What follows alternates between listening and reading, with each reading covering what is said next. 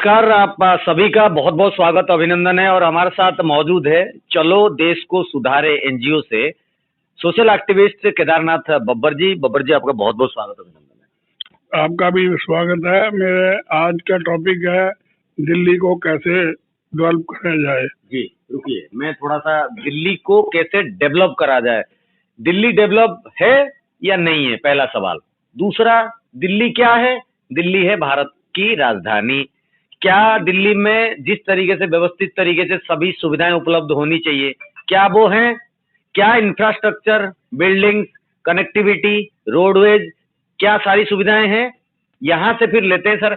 यहाँ से आप कहाँ देखते हैं दिल्ली की पोजीशन? और दिल्ली एक सबसे गंदी शहर है। मेरे हिसाब से दिल्ली में रहना महापाप है।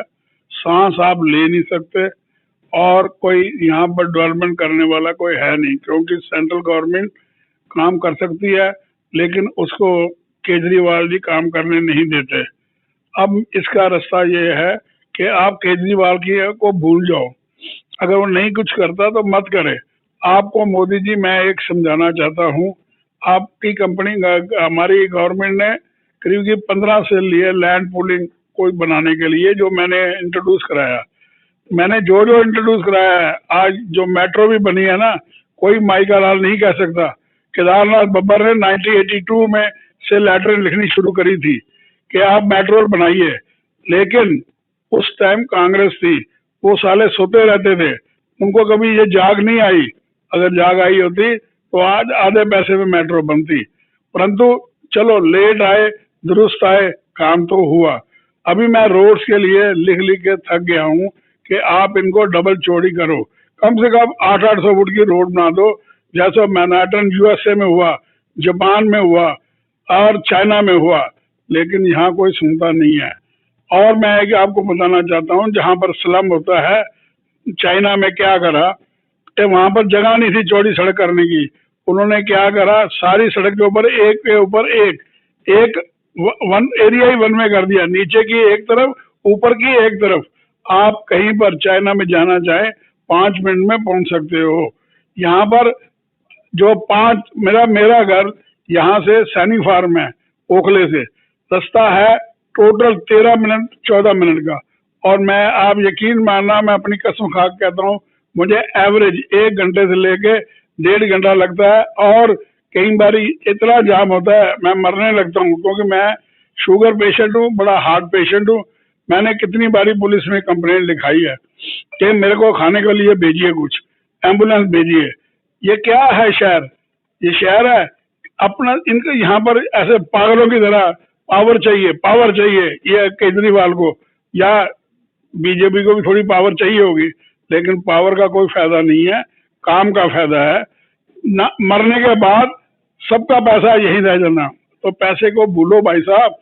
आप नहीं, पैसे मरने के बाद ये रहेगा। ये तो देखिए, जो कलयुग है, चाहे आप धरती पर जिसने पैदा हुआ है वो उसको मरना ही है एक बार। मगर यही बातें नेताओं को क्यों नहीं समझ में आती है? जब वो सत्ता पे आ जाते हैं, सिर्फ पैसों के पीछे पड़ जाते हैं, कहीं इतना बड़ा काम करने की कोशिश नहीं करते हैं कि ताकि वो जब चाहे पोजीशन से भी हटे, चाहे इस दुनिया छोड़ के चले जाए, जब उनका नाम रोशन रहे।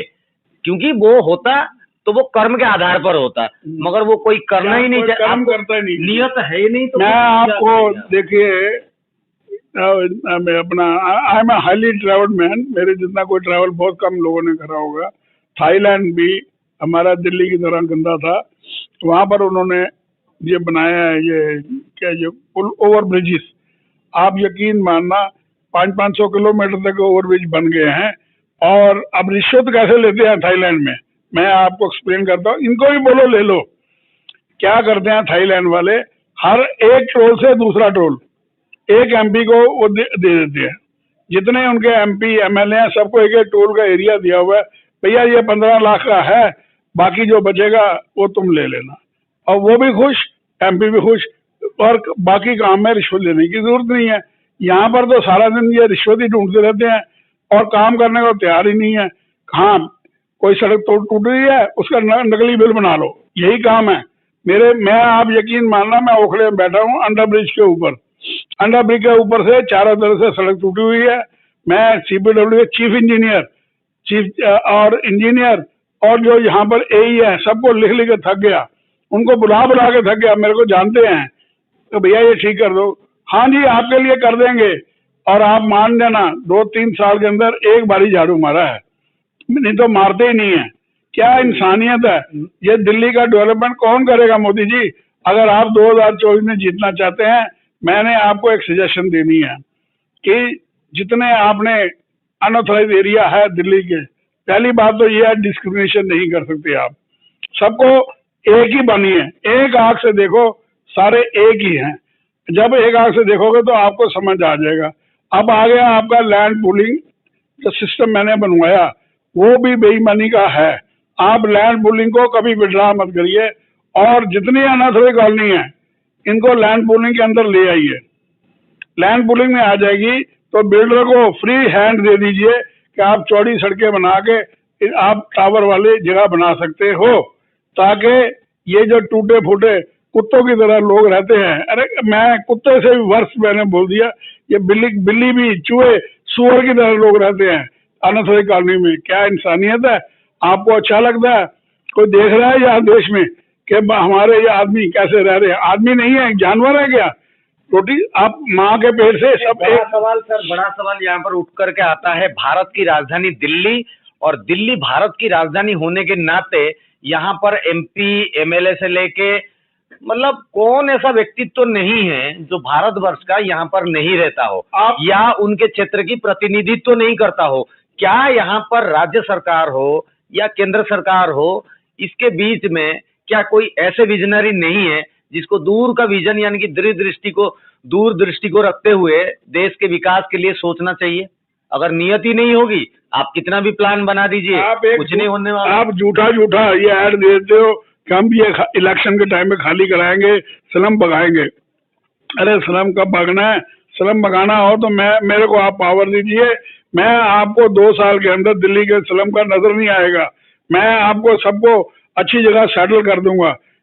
ओखले में इतने प्लाट पड़े हुए अपने, आप उनको खाली करा के बेच के एक स्लम क्या, ओखले का स्लम क्या, सारी दिल्ली का स्लम क्लियर कर सकते हैं। दूसरी मैंने इनको सजेशन दी थी कि आप जितने अनऑथराइज कॉलोनी को पास करा है उनको भूल जाइए, आप उनको अलाउ करो लैंड पूलिंग में काम करने का। तीसरा मैंने बोला, केजरीवाल जी की चिट्ठी भी आई थी, अखबार में न्यूज भी दिया, जैसे 420 देते हैं। मैंने कहा था कि आप हर जो बस डिपो है इसके ऊपर एक टावर बनाओ, बहुत बड़ा कमर्शियल रेजिडेंशियल, और बेसमेंट में 3 बेसमेंट में बसों का एरिया बनाओ जैसे सारी दुनिया में होता है। और जहां पर बसें नीचे होती हैं, बीच में कमर्शियल काम होता है, ऊपर रेजिडेंशियल होता है, और बैक में जो श्रम वाले आदमी हैं उनको एक एक कमरे का रूम दे दीजिए। केजरीवाल जी ने अखबार में छुपवाया, आप सब लोग देख को पता होगा, आपने पढ़ा होगा कि ये पहले हम 4 बना रहे हैं। एक ओखले का कह रहे थे, एक सुरेंद्र नगर का, 2 और थे, मैं भूल गया। अरे वो कहाँ, वो उसका तो पता ही नहीं है। वो तो केजरीवाल जी गुजरात घूम रहे हैं पैसा कमाने के लिए कि किसी तरह से पावर मिल जाए, हाई पावर हाई। इनको ये नहीं पता मरने के बाद तो तुम्हारे घर वाले कहाँ होंगे। ये डर नहीं रहे, मौत तो किसी टाइम भी आ सकती है। और मेरा आशीर्वाद है कि ऐसे लोगों को जल्दी मौत आए जो देश का बेड़ा गर्क कर रहे हैं। देश को अच्छा बनाइए, साफ सुथरा बनाइए। यहाँ पर किसी आदमी को, फॉरेनर को, डिग्नेटरी को अगर आप ओखले में ला दे तो मैं आपको 1 लाख रुपए इनाम दूंगा। कोई आदमी नहीं ला सकता किसी फॉरेन डिग्नेटरी को। इवन मोदी जी भी उस दिन आने वाले थे, अपना जिस दिन फ्लैट दिए हैं, लेकिन वो नहीं आए। इसीलिए नहीं आए क्योंकि वो गन देख के भाग गए। उनके जो इन्फॉर्मर थे उन्होंने कहा कि यहाँ भाई साहब डेंजर है, तो यहाँ जो नॉर्मल लोग रहते हैं वो भी डेंजर में है भाई साहब। तो कहने का नहीं, कहने का मतलब ये है कि सर दुख तो है, सभी को है, रोता तो फिर कोई भी नहीं है। अगर रोते हैं तो करते कोई नहीं है। अगर पैसा आता भी है, करने की नियत ही नहीं है। तो सर होगा कैसे। आपने आइडिया भी अच्छा दे दिया, आइडिया और भी अच्छे होंगे आपके पास, मगर सर हाल फिलहाल में ये कुछ समाधान होने वाला नहीं है। चाहे आप जिस मर्जी का नाम ले लीजिए, जिस मर्जी को आप भेज दीजिए चिट्ठी, चाहे जितना मर्जी हम भी अपने चैनल के माध्यम से कहते हैं, सवाल मैं करूंगा कि सर ये होगा तो होगा कैसे, ये आइडिया इम्प्लीमेंटेशन में आएंगे कैसे? ये तो सिर्फ ऐसा है, एक रीडेवलपमेंट मिनिस्ट्री चाहिए। ये मिस्टर पुरी नहीं करेंगे, क्योंकि मिस्टर पुरी के पास अपने ही बहुत काम होंगे।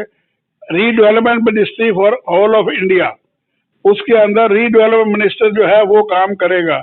जमुना जी जो है उससे जो पैसे करोड़ों अरबों रुपए दे देते हैं साफ करने के, मैं दिखा सकता हूँ। एक जेसीबी खड़ी हुई है, वो कूड़ा निकालती है और 12 महीने खड़ी रहती है, और 12 महीने ही उसका बिल पेमेंट होता है। और कूड़ा निकाल दिया और कूड़ा बारिश के नीचे गिर जाता है। भाई इतना ही काम होता है, मैंने तो देखा नहीं कभी कूड़ा दूर वहां से ले जाने के लिए।